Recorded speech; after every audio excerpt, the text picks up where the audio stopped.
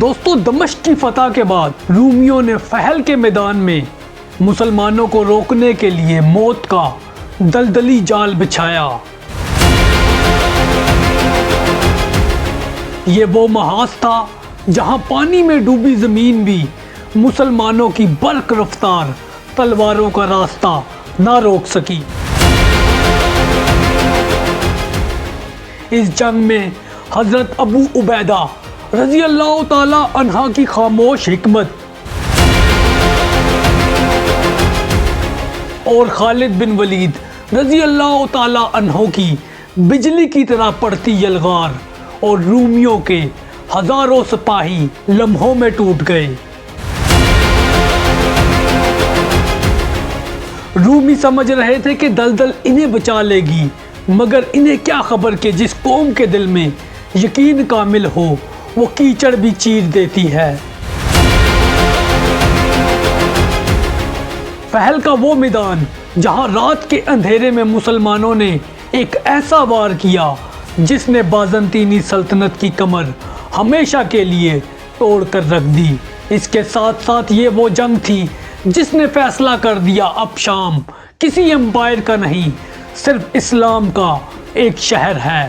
تو دوستو، اگر آپ اس جنگ فہل کی لمحہ با لمحہ صورتحال اور کیسے حضرت ابو عبیدہ بن الجراح کی حکمت اور حضرت خالد بن ولید کی تلوار اور مجاہدین کے حوصلے نے مسلمانوں کو فہل کے میدان میں فتح یاب کیا، تو یہ سب اس ویڈیو میں۔ یہ جنگ فتح دمشق کے فوراً بعد شروع ہوئی۔ رومی سلطنت جو اس وقت شام میں اپنی آخری امیدیں بچانے کے لیے تڑپ رہی تھی، اب انہوں نے فہل کے مقام پر ایک بڑی فوج کو جمع کیا۔ یہاں کی زمین دلدلی تھی، پہاڑی گھاٹیوں سے گھرے میدان تھے اور رومیوں کا خیال تھا کہ مسلمان اگر اس طرف آئیں گے تو انہی دلدلوں میں پھنس جائیں گے۔ دمشق کے زوال نے رومیوں کو مکمل توڑ کر رکھ دیا تھا اور اب وہ اس خطے میں اپنی باقی بچی ہوئی طاقت سمیٹ کر ایک فیصلہ کن جنگ کی تیاری کرنے لگے تھے۔ دوستو، دوسری طرف حضرت ابو عبیدہ بن الجراح نے دمشق کی فتح کے چند دن بعد ہی صورتحال کا جائزہ لیا اور انہیں خبر ملی کہ رومی جنرلز اپنی ساری شکستوں کا بدلہ لینے کے لیے فہل کے مقام پر ڈیرے ڈال چکے ہیں۔ اب رومن جنرلز نے تمام اطراف سے بھاگے ہوئے رومی لشکر کے سپاہیوں کو اکٹھا کیا اور قلعے کے دروازے بند کیے۔ انہوں نے دلدلی زمین کے پیچھے اپنی مورچہ بندی کی۔ رومیوں کا منصوبہ یہی تھا کہ مسلمان کھلے میدان میں نہ آئیں بلکہ اس کیچڑ میں پھنس کر کمزور ہو جائیں۔ دوستو، اس ساری صورتحال کو دیکھتے ہوئے حضرت ابو عبیدہ بن الجراح رضی اللہ تعالی عنہ نے فوراً حضرت خالد بن ولید رضی اللہ تعالی عنہ کو آگے بڑھنے کا حکم دیا، کیونکہ یہ جنگ شام پر مکمل قبضے کی کنجی تھی۔ اس کے ساتھ ہی مسلمان تیزی سے دمشق سے نکلے، منظم کتاروں میں، اور ہر دستہ اپنے جھنڈے کے نیچے۔ مجاہدین کے دلوں میں تازہ فتح کا جوش بھی تھا اور اس یقین کی روشنی بھی کہ اگر یہ محاذ فتح ہو گیا تو رومیوں کی آخری مزاحمت بھی ٹوٹ جائے گی۔ دوستو، یوں شام کے دو بڑے لشکر فہل کے میدان میں ایک دوسرے کے اب آمنے سامنے تھے۔ ایک طرف دلدل اور سازشیں تھیں تو دوسری طرف ایمان، عزم اور بے مثال جنگی حکمت عملی۔ اب یہ جنگ صرف چند وقت کی محتاج تھی۔ رومی لشکر اس وقت دلدلی زمین کے پیچھے کھڑا تھا اور ایک ہی وار میں مسلمانوں کو روک لینے کے اعتماد میں ڈوبا ہوا تھا، مگر حضرت ابو عبیدہ اور حضرت خالد بن ولید رضی اللہ تعالی عنہ جانتے تھے کہ دشمن نے جو جال اس وقت بچھایا ہے وہ اسی وقت بیکار ہو جائے گا جب مسلمانوں کا پہلا حملہ برق رفتاری سے اس کی ہمت کو توڑ دے گا۔ جنگ کے دن دوستو، رات کی تاریکی ابھی مکمل ختم بھی نہیں ہوئی تھی۔ حضرت خالد بن ولید کے سوار دستوں نے سب سے پہلے آگے بڑھ کر رومی صفوں کو للکارا۔ گھوڑوں کی ٹاپوں سے میدان جنگ گونجنے لگا اور حضرت خالد بن ولید رضی اللہ تعالی عنہ نے سیدھے رومیوں کے اس حصے پر حملہ کیا جہاں وہ سب سے کمزور تھے۔ اس لیے نہیں کہ وہ جنگ جیتنا چاہتے تھے، بلکہ اس لیے کہ دشمن کے اعتماد کو پہلی ہی ضرب میں توڑ دینا اس وقت ضروری تھا۔ رومیوں نے جب مسلمانوں کے برق رفتار دستے کو اپنی طرف آتے دیکھا تو انہوں نے تیر اندازوں کو آگے بڑھایا، لیکن مجاہدین کی تلواروں کی چمک اتنی تیزی سے ان کے قریب پہنچی جس کی وجہ سے تیروں کی بوچھاڑ زیادہ نقصان مسلمانوں کو نہ پہنچا سکی، اور اس جنگ کی پہلی ٹکر مجاہدین کی ایسی تھی کہ رومیوں کی اگلی صفیں چند لمحوں میں بکھر گئی۔ دلدل کے پیچھے چھپی رومی امیدیں بھی دم توڑنے لگی، اور اس کے ساتھ مجاہدین کی ابتدائی جھڑپ نے رومیوں کو بتا دیا کہ مسلمان پھنسنے نہیں آئے بلکہ ان کے غرور کو توڑ ڈالنے آئے ہیں۔ اس حملے کی وجہ سے مسلمانوں کے دلوں میں عزم بڑھا، اور دوستو یہ کوئی عام جنگ نہ تھی بلکہ یہ شام کی تقدیر کا فیصلہ تھا۔ میدان جنگ میں مجاہدین کا جوش اب مکمل بھڑک چکا تھا، اور اصل مارکا بس چند لمحوں کے فاصلے پر رہ گیا تھا۔ جو میدان جنگ میں وقت گزر رہا تھا اسی طرح جنگ بھی اپنے عروج پر جا رہی تھی۔ اب دونوں لشکروں نے بھاری قوت سے ایک دوسرے کو آزمانا شروع کیا۔ پہلی جھڑپ کے بعد رومیوں نے محسوس کر لیا کہ مسلمان سیدھے جال میں نہیں پھنسنے لگے، اسی لیے انہوں نے اب اپنی اصل حکمت عملی بدل کر مسلمانوں پر بھرپور دباؤ ڈالنا شروع کیا۔ اب رومی فوج بھاری ذرائع بختر پہنے ہوئے آہستہ آہستہ مگر مسلسل مسلمانوں کی صفوں کی طرف بڑھنے لگی۔ اب ان کے عقب میں دلدلی پانی تھا جس کے ذریعے وہ چاہتے تھے کہ مسلمان قریب آئیں تو زمین انہیں جکڑ لے، لیکن حضرت خالد بن ولید رضی اللہ تعالی عنہ نے دشمن کے ارادے کو سمجھ لیا، اسی لیے انہوں نے اپنے سواروں کو اطراف سے پھیلنے اور رومیوں کی کمزور اطراف پر حملہ کرنے کا حکم دیا تھا۔ یوں مسلمان فوج سیدھے دلدل کی طرف جانے کے بجائے رومیوں کی صفوں کو پہلوؤں سے کاٹنے لگی۔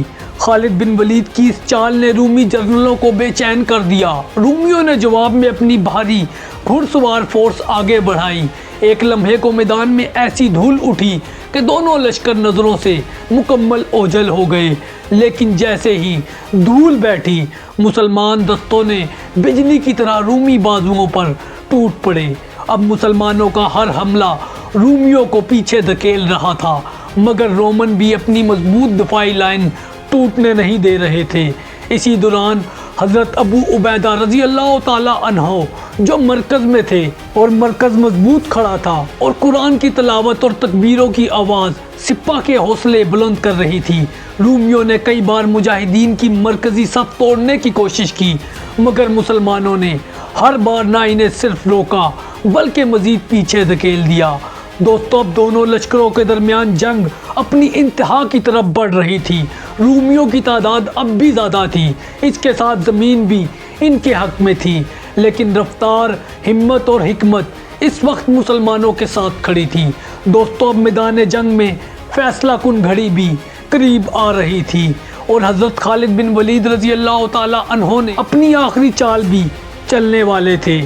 دوستو اس جنگ میں فیصلہ کن مرحلہ اس وقت شروع ہوا جب حضرت خالد بن ولید نے محسوس کر لیا کہ رومیوں کی صفیں باہر سے مضبوط دکھائی دیتی ہیں مگر اندر سے مسلسل دباؤ کی وجہ سے ٹوٹنے کے قریب ہیں۔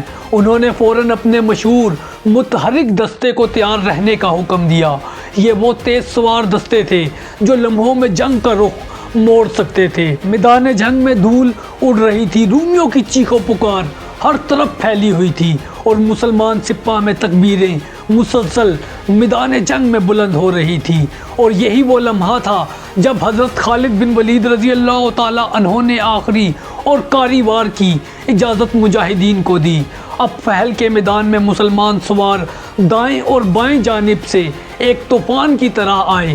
انہوں نے رومی بازوؤں کو کاٹ کر مکمل الگ کر دیا، جس سے پورے رومی لشکر ایک دوسرے سے بے رابطہ ہو گیا، یعنی الگ ہو گیا۔